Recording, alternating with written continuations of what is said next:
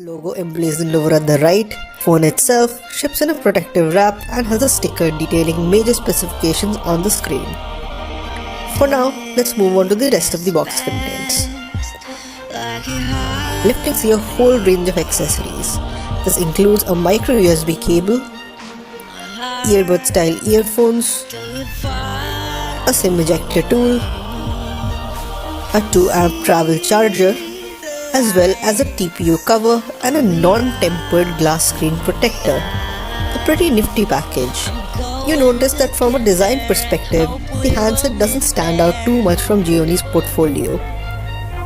The screen measures 5.5 inches, which has practically become the standard now. It has a 2.5D curved glass, which makes it easy on the hands. At the bottom are 3 capacitive keys. That right hand side sports the volume rocker as well as the power key. The tactile feedback on the power key is quite lacking and it makes the experience quite mushy. The hybrid SIM tray is placed on the left while both the micro USB and 3.5mm audio jacks are placed at the bottom. Coming to the back of the phone, the metallic back has a 13 megapixel camera at the top with the LED flash placed below it. A fingerprint scanner that is pretty much the same size and shape as the camera is placed below it. The phone is powered by a 1.3 Ghz Octacore mediatek MT6753 processor with 3GB of RAM on board.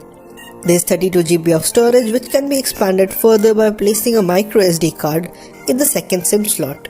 The screen is an IPS panel with Full HD resolution. Powering all of this is a 3150 mAh battery and Amigo OS, which is a highly customized version of Android. The core, however, remains Android 6.0. The phone eschews the app drawer for a simple home screen where all the apps are placed. Settings generally placed up in the notifications hub are now accessible by swiping up from the home screen.